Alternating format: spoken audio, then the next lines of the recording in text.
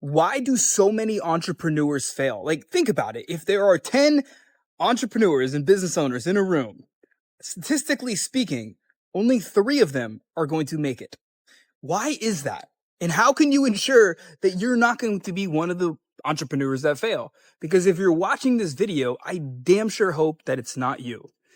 So here's my take on it, because I have been the entrepreneur who has quote unquote failed. And by the way, like when you're trying to grow a business and you really want to be able to generate enough predictable income that you're able to live the life that you want to live, that you're able to do the things that you want to do, that you're able to travel to the places that you want to travel, whatever it is for you, having that ultimate freedom, it does come at a cost. You are going to have to sacrifice some things in the process, and I'll explain more in just a second. But being that entrepreneur, I have started a gym, and we went from having this gym that, by the way, I was actually a personal trainer first. And funny story, I started to train clients outside of the gym because as a personal trainer in a big box gym, you're only making like freaking, I don't know, I think I was making like $6 per half hour, $12 per hour. It wasn't a lot to sustain. I literally had to work in the gym from like 5 a.m. when they opened the doors to pretty much like 7, 8 p.m. when they were getting ready to close the doors. And it wasn't sustainable. And so I started to train some people at a local park, and I started to like really dive into marketing and stuff. And so I launched Groupon. I don't know if you're familiar with Groupon, if you've been running businesses since then. I think Groupon's still a thing, but it was like really big back then. It was newer onto the scene. And I remember we filled up my boot camp with 50 members. And then within a few months, we were at 75. And I remember we had all of these people in these parks. It wasn't all at the same time. It was like different times. But when the people would come out, but still there was a lot of people, and it was very obvious I was running some kind of operation out of a local park. And I remember the city came, and the city was like, dude, you got to leave this park. There's too many people here. They're like, we're willing to find you a spot, but it's going to be a 70-30 split, meaning I get 70%, they get 30% of my profits. And I was like, hell to the no. This is a legit business I'm trying to run here. I'm trying to like actually grow this thing. There's no way I can do that. And so long story short, I ended up finding this old abandoned hockey rink, and it had a big ass sinkhole in the middle of it. And I was able to take that old abandoned hockey rink. We were able to obviously not obviously, but we were able to fix it up. We turfed it out. We fixed the sinkhole. We turfed it out, and we built South Florida's first and only outdoor fitness center. Right, fully outdoor fitness center. I do think now South Beach has like something not the same, but they have like weights and stuff out there. But it was a fully equipped fitness center, and we ended up growing that thing to over 300 members. We served thousands of people while we were out there. Now, I tell you that because in the process, there were so many moments where quote unquote failure felt inevitable, where I felt like just giving up. I felt like quitting. And I don't know if you feel that now or if you've ever felt that before. And I think at certain points, I would deem things as failures. And I want to distinguish this. And then I'm going to give you some practical things that I have done and that hopefully you could do too, to not just avoid failure, but freaking thrive in your business. And so there was a moment where the gym was really successful. And one of the members, her husband, wanted to come and invest in our gym. He was interested in the concept. It was a very compelling concept. That's the right word. And the reason is because it was unique, right? And there's a principle there I'm going to share in just a moment, but it was very unique. And so we ended up putting in, I think, a total of like $80,000 to franchising the gym, getting it all set up to go.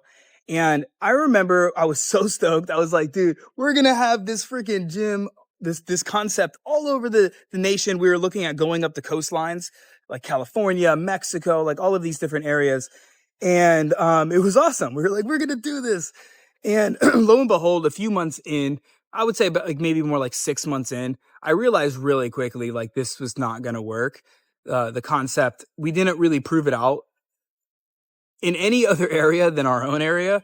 And so we ran into a lot of challenges. And let's just say that, we pulled the plug on it about like 8 or 9 months in, pretty much $80,000 down the drain. And it was a really big kind of aha moment, epiphany, this like turning point in my life and my career. And I realized like I wanted to just like throw it all in, but we couldn't. We could, but we didn't. And we ended up having to like rebuild our actual main location because so much attention was put into the franchise that our main location started to suffer a little bit. So we had to build that up to be profitable. And guess what freaking happens? Dun, dun, dun. COVID. It was 2019. We were getting ready to sell the gym and freaking COVID hit, right? I was going to sell the gym and go all in online. That was kind of my dream, my focus, and COVID hit. So another big hurdle. Anyways, needless to say, I was at a point to where I was about 45K in debt. I had to make a change. So we launched this online fitness program. This was towards more so the end of 2019. COVID helped amplify it in 2020, and we were able to take that business to multiple six figures in a very short amount of time. Needless to say, there was a lot of attention online at that point, and this is getting me to the bigger picture here. There was a lot of skill sets that I was able to take from, let's just say, the trenches of trying to grow a gym and put online. And this is what I want to start to make really, really clear for you. Okay. No matter where you are in your journey, you could have, maybe you've been a business owner, a coach, an entrepreneur for a couple months, or maybe you've been at it for years. Nonetheless, these are some timeless principles that I think all of us should know as entrepreneurs if we want to not just survive in the game, but freaking thrive. Transferring skills was the one of the biggest epiphanies in I would say, I'm trying to think of the word I'm trying to use here. Let's just say that it gave me the confidence and conviction that things were going to be okay. I knew at that point that I had put in thousands of hours and spent thousands of dollars on marketing. I had run ads. I've done speaking. I had been out in the streets going door to freaking door trying to give people free gym passes, right? I knew I had some marketing skills. I had done at that point about 1,000, maybe even more, maybe 2,000 sales consultations on the phone and in person. I knew I had sales skills, right? And so I had to just transfer my knowledge of what I knew, marketing, sales, and delivery, and figure out how to be able to apply that online. And so the first big principle here, if you want to be able to succeed, is having money-making skills. So think about the macro skills that any entrepreneur, quote unquote, needs. The first one is going to be marketing. You've got to learn how to freaking market. In marketing, we can even break down to the micro, like learning how to write copy, or even speak on camera so that you know how to use words in the right way to the right people so that you could turn strangers on the internet into motivated buyers of your stuff. That is a very key fundamental skill for you to learn. This is something I heavily teach now to my students inside of our programs, but it's something that you definitely need to learn. At least, I'm just going to say you definitely need to learn it. Okay. And then of course there's strategy when it comes to marketing. You've got to learn how to be able to, piece together content so you're creating demand and that you're leading people to some kind of conversion event, whether it's a workshop or a live training or a masterclass or a promotion, right? You got to learn strategy. You got to learn how to be able to utilize different tools like social channels, email marketing, YouTube, for longer form content, right? These are all things and parts of strategy that you've got to learn if you want to be able to succeed, right? And then there's skills like sales, right? You've got to learn how to be able to, especially if you're just starting out, learn how to sell expensive stuff to strangers. It is a skill to be able to do. And a lot of people hop in the game and maybe they had some luck in like 2020 or 2021 when everybody and their mother was coming on the internet. But these days, the market is more sophisticated. There's more people online, and that's a good thing. It's amazing. It's an amazing thing. People are like so scarcity driven, like, oh, the market's saturated. That's called scarcity thinking, my friend. Like, it's good. The more people that come online, the more opportunity it is for you to be able to create sales. So that's a good thing, right? You just have to be different. You have to be you. You have to be unique, right? And you are unique. Okay. You are unique. You have a uniqueness and you can learn how to communicate uniquely, which brings me to the next skill. It's like learning messaging, right? Which we could bucket in the marketing, but learning how to be able to communicate your message in a way that connects with your ideal clients, that captivates them and that ultimately converts them. Because you see, so many people are running around online trying to like be the most popular freaking person on the internet. They're chasing followers. They're chasing likes. They're chasing vanity metrics. And I get it, right? Maybe We all have like trauma, right? That we're dealing with. All of us, man. Shit. Dude, I was beat up by gangs and shit my whole life. Thrown off bridges, like stabbed, all kinds of crazy shit. Like I too was there and trying to seek out like validation and didn't feel like I was good enough and liked. And so we all have the trauma. Like I get it. And it is important to deal with that crap, man. But right? Stop trying to seek that external validation in your marketing. Stop trying to find the followers and the likes. I know people that have hundreds of thousands of followers on Instagram and Facebook, yet they come to me and they're making like less than $10,000 a week. Meanwhile, I've got clients that have 2,000, 3,000 friends on Facebook and they're generating $20, $30, $40,000 per month. It's not about the followers, right?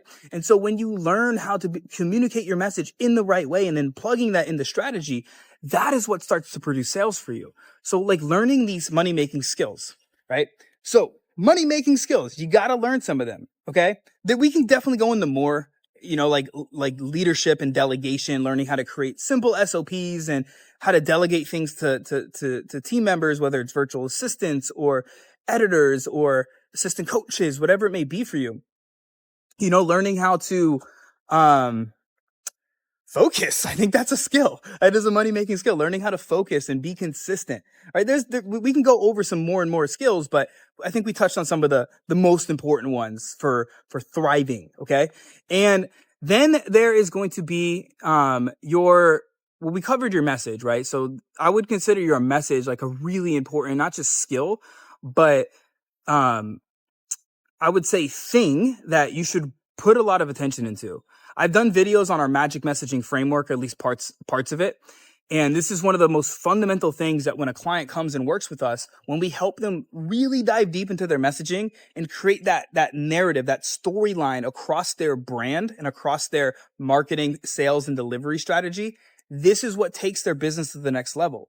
And so really, really putting attention into your message and making sure that you know how to speak to your ideal client, your avatar. Like you could speak to their subconscious mind because you know them so freaking well, right? You know the specific pains and complaints and everything that they're doing like in their daily life, as if you were literally following them around with a video camera just like this all day. Like, don't do that. It's kind of weird, but you get what I'm saying? Like that's how well you want to know what they're going through. What are they complaining about when they're talking to their girlfriends or their guy friends or whatever, right? Depending on your avatar.